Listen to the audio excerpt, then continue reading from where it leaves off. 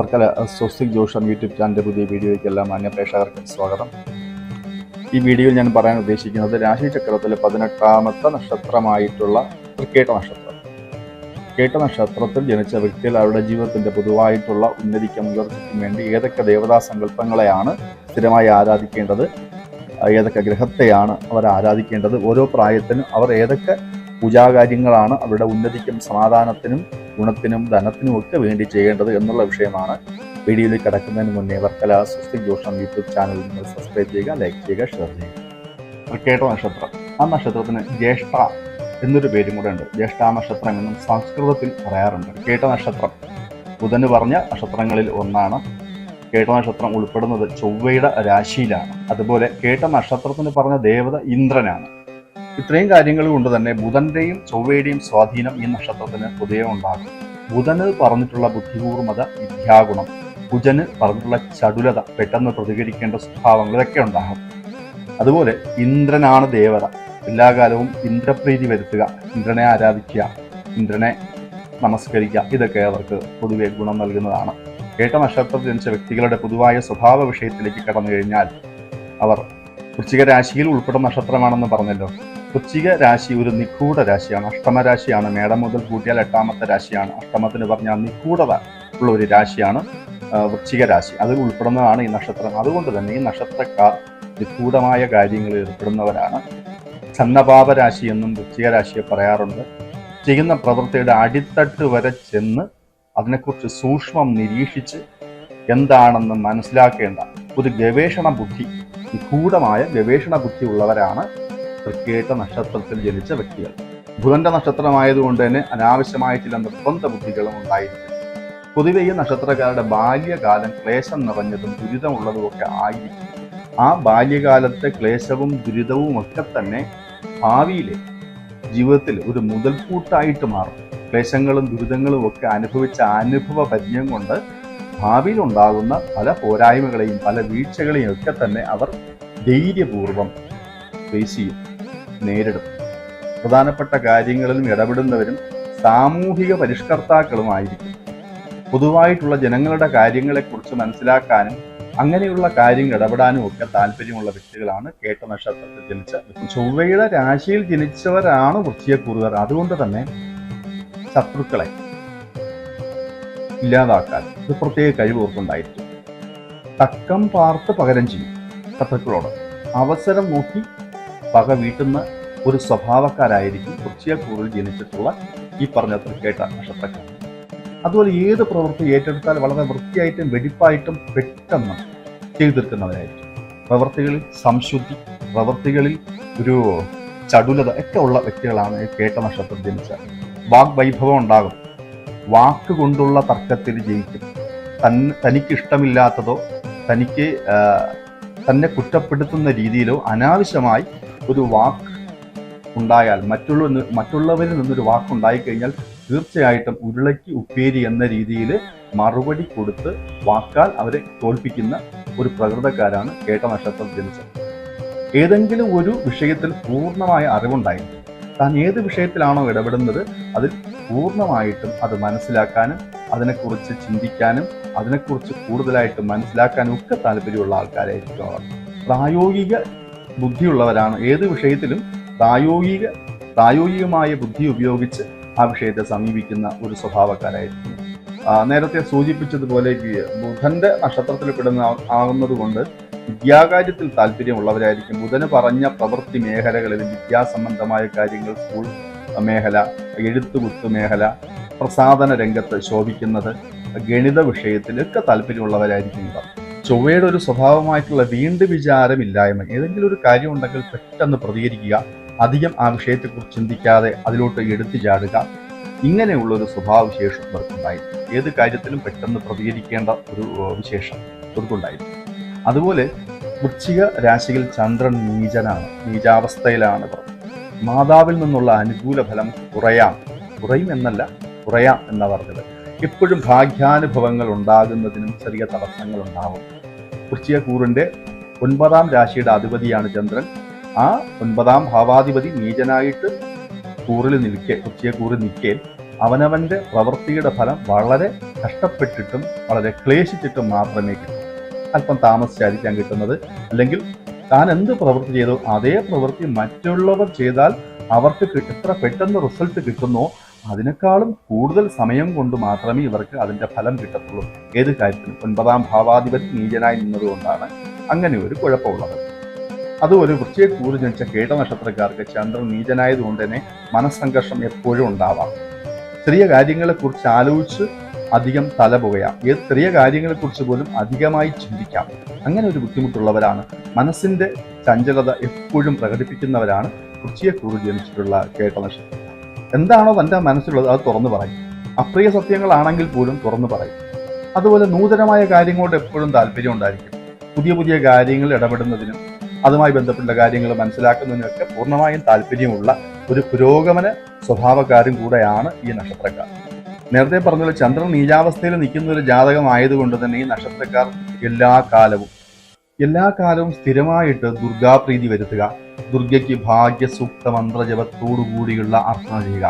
അത് ഈ വൃശ്ചികക്കൂറിൽ വരുന്ന വിശാഖം, അനിഴം, കേട്ട ഈ നാളുകാർ പൊതുവെ ചെയ്യേണ്ടതാണ്. വൃശ്ചികക്കൂറുകാർ അവരുടെ 9ാം ഭാവാധിപതി ആയിട്ടുള്ള ചന്ദ്രനെ സ്ഥിരമായിട്ട് ഭാഗ്യസൂക്ത മന്ത്രജപത്തോടു കൂടിയുള്ള അർച്ചന ദുർഗയ്ക്ക് എല്ലാ ഭഗവാനും ചെയ്യാം ഭാഗ്യസൂക്താർച്ചന.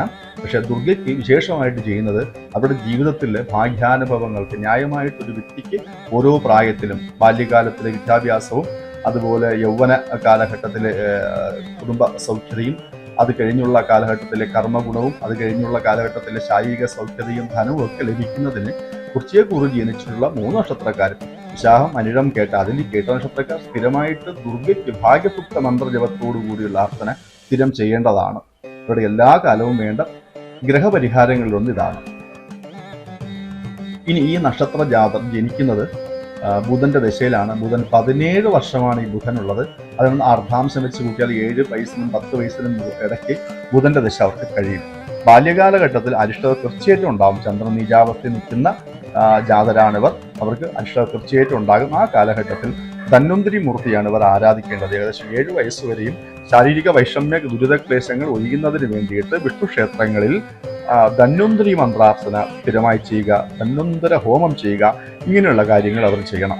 വിദ്യാഗുണത്തിനും കൃഷ്ണനെ ഭജിക്കുന്നതും വിശേഷമാണ്.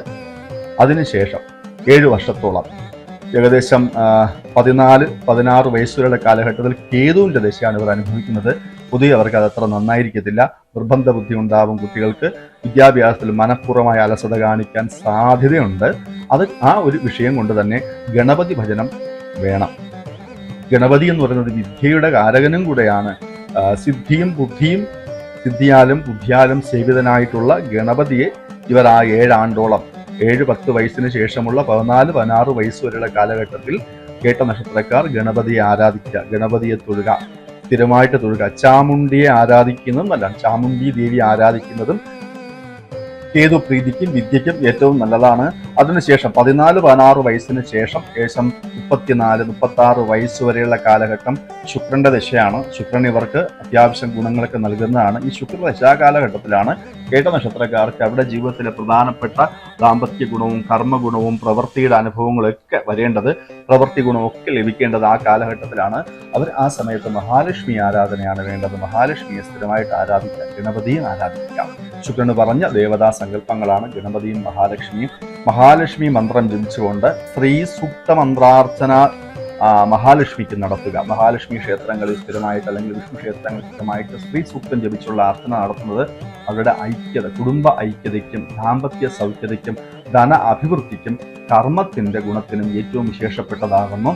അതുപോലെ ഭാഗ്യസൂക്ത മന്ത്രജപത്തോടു കൂടിയുള്ള ഗണപതി ഹോമവും അവർക്ക് ഈ പറഞ്ഞ 20 ആണ്ടോളം 14-16 വയസ്സിന് മുകളിലുള്ള 36-37 വയസ്സ് വരെയുള്ള കാലഘട്ടത്തിൽ ഏറ്റവും ഗുണമാണ്. ദേവിയും ഗണപതി ഈ പറഞ്ഞ രീതിയിൽ ആരാധിക്കുന്നത് കുടുംബ സൗഖ്യതയ്ക്കും ധനത്തിനും കർമ്മത്തിനും നല്ലതാണ്.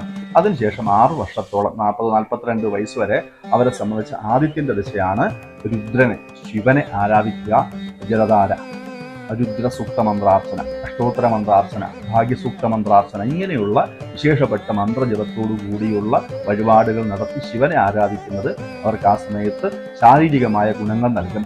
42 വയസ്സിന് ശേഷമുള്ള 52 വയസ്സോളം അവരെ സംബന്ധിച്ച് അത്ര ഗുണമുള്ളതായിരിക്കണമെന്നില്ല. പ്രധാനപ്പെട്ട കാര്യങ്ങളിൽ വിശേഷപ്പെട്ട ഗുണങ്ങളൊക്കെ തന്നെ തടസ്സത്തോടുകൂടി മാത്രമേ ലഭിക്കുകയുള്ളൂ. ചന്ദ്രദശയാണ്, ചന്ദ്രൻ ജാതകത്തിൽ നീചനാണ്. പക്ഷബലം ഉണ്ടെങ്കിൽ മാത്രമേ പൂർണ്ണമായിട്ടും ഗുണങ്ങൾ പറയാവൂ, അല്ലെങ്കിൽ വളരെ മാനസിക പ്രയാസങ്ങൾ അനുഭവിക്കേണ്ട കാലഘട്ടമായിരിക്കാം. അവർ ഭദ്രകാളിയെയും ദുർഗയെയും സ്ഥിരമായിട്ട് ആരാധിക്കുന്നതായിരിക്കാം ആ കാലഘട്ടത്തിൽ നല്ലത്. ഭദ്രകാളിക്ക് ചുവന്ന പൂ, പ്രത്യേകിച്ച് തെറ്റി കൊണ്ടുള്ള അർച്ചനയോ കുങ്കുമാർച്ചനയോ ചൊവ്വാഴ്ച ദിവസങ്ങളിലോ തിങ്കളാഴ്ച ദിവസങ്ങളിലോ ചെയ്യാം. ദുർഗയ്ക്ക് തിങ്കളാഴ്ച ദിവസങ്ങളിൽ പാൽപായസ നിവേദ്യത്തോടുകൂടി ഭാഗ്യസൂക്ത മന്ത്രാർച്ചന ചെയ്യുന്നത് വിശേഷമാണ്. 10 വർഷത്തോളം 40-42 വയസ്സിന് ശേഷം 50-52 വയസ്സ് വരെയും കേട്ട നക്ഷത്രക്കാർ ചന്ദ്രദശ അനുഭവിക്കുന്ന ഘട്ടത്തിൽ ഇതാണ് ചെയ്യേണ്ടത്. അതിനുശേഷം 7 വർഷത്തോളം 50-52 ശേഷം 57-59 വയസ്സ് വരെ ചൊവ്വാദശയാണ് ഇവർ അനുഭവിക്കുന്നത്. ഇവർ ആ കാലഘട്ടത്തിൽ സുബ്രഹ്മണ്യനെ ആരാധിക്കുക, മുരുകനെ സുബ്രഹ്മണ്യ പ്രീതി സ്ഥിരമായിട്ട് ചെയ്യുക, സുബ്രഹ്മണ്യന് പറഞ്ഞിട്ടുള്ള മഹാക്ഷേത്രങ്ങളിൽ ദർശനം നടത്തുക, ചൊവ്വാഴ്ച ദിവസങ്ങളിൽ സുബ്രഹ്മണ്യന് വിശേഷമായ വഴിപാടുകൾ ചെയ്തും നിവേദ്യങ്ങൾ കൊടുത്തും ആരാധിക്കുന്നത് പൊതുവെ അവരെ സംബന്ധിച്ച് ശാരീരികമായ ഗുണങ്ങൾ ലഭിക്കുന്നതിനും രോഗങ്ങൾ മാറുന്നതിനും നല്ലതാണ്. കാരണം ചന്ദ്രലഗ്നാധിപൻ ആയിട്ടുള്ള ചൊവ്വ അവർക്ക് ശരീരത്തിന്റെയും രോഗത്തിന്റെയും കാരകത്വവും കൂടെ ഉണ്ട്. ഈ കേട്ട നാളുകാർക്ക് ശാരീരിക വൈഷമ്യങ്ങൾ മാറുന്നതിനും രോഗാവസ്ഥ മാറുന്നതിനും ശരീരത്തിന് സൗഖ്യത ലഭിക്കുന്നതിനും ഇവരെ സംബന്ധിച്ച് ചൊവ്വാദശ കാലഘട്ടത്തിൽ സുബ്രഹ്മണ്യനെ ആരാധിക്കുന്നത് നല്ലതാണ്. അതിനുശേഷം 18 വർഷത്തോളം ഏകദേശം 74-75 വയസ്സ് വരെ ഇവർക്ക് രാഹുദശയാണ്. രാഹുദശാകാലഘട്ടത്തിൽ വാർദ്ധക്യ സഹജമായ ക്ലേശദുരിതങ്ങൾ വരാം.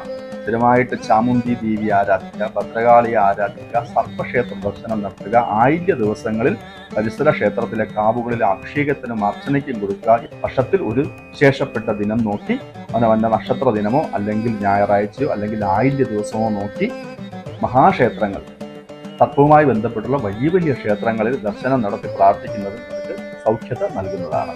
ഇനി കേട്ട നാളിൽ ജനിച്ചിട്ടുള്ള വ്യക്തികൾ അവരുടെ ജീവിതത്തിലെ പൊതുവായിട്ടുള്ള സൗഹൃദങ്ങൾ ഏതൊക്കെ നക്ഷത്ര ജാതരെ ഒഴിവാക്കണം, അവരുടെ ജീവിതത്തിലെ പ്രധാനപ്പെട്ട സംഭവ ദിവസങ്ങളിൽ ഏതൊക്കെ നക്ഷത്രത്തെ വർജിക്കണം എന്ന് നോക്കിക്കഴിഞ്ഞാൽ അവർ ജനിച്ചതിന്റെ 3-ാമത്തെയും 5-ാമത്തെയും 7-ാമത്തെയും നക്ഷത്രങ്ങളായിട്ടുള്ള പൂരാടം, തിരുവോണം, ചതയം, പൂരാടം, തിരുവോണം, ചതയം തുടങ്ങിയ 3 നക്ഷത്ര ദിനങ്ങളും അവരുമായി ബന്ധപ്പെട്ടുള്ള മംഗളകർമ്മങ്ങൾക്ക് വർജിക്കുക.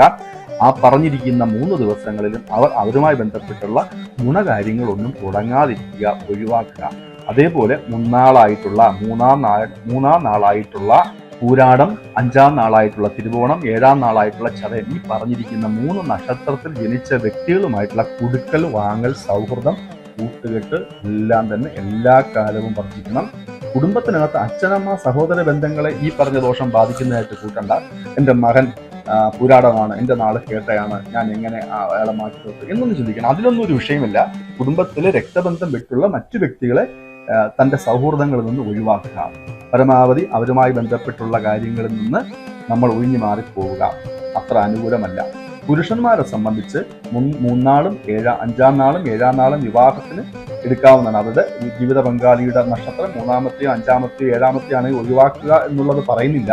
പക്ഷെ സ്ത്രീകളെ സംബന്ധിച്ച് അവർ ജനിച്ചതിന്റെ 3-ാമത്തെയും 5-ാമത്തെയും 7-ാമത്തെയും നാള്, പ്രത്യേകിച്ച് കേട്ട നക്ഷത്രക്കാർക്ക് പൂരാടം, തിരുവോണം, ചതയം തുടങ്ങിയ നക്ഷത്രത്തിൽ ജനിച്ച വ്യക്തികളെ, പുരുഷന്മാരെ വിവാഹത്തിന് ഒഴിവാക്കേണ്ടതാണ്. കേട്ട നാളുമായി ബന്ധപ്പെട്ടുള്ള വളരെ ചെറിയ കാര്യങ്ങൾ മാത്രമേ ഈ വീഡിയോ ഞാൻ പ്രതിപാദിച്ചിട്ടുള്ളൂ. ഈ പറഞ്ഞ കാര്യങ്ങളെല്ലാം നിങ്ങൾക്ക് ഉപയോഗപ്പെടുമെന്ന് കരുതുന്നു. വർക്കല സ്വസ്തി ജ്യോത്സ്നം യൂട്യൂബ് ചാനലിന്റെ പുതിയ വീഡിയോകൾ കാണുന്നതിന് വേണ്ടിയിട്ട് ചാനൽ സബ്സ്ക്രൈബ് ചെയ്യുക, ലൈക്ക് ചെയ്യുക, ഷെയർ ചെയ്യുക.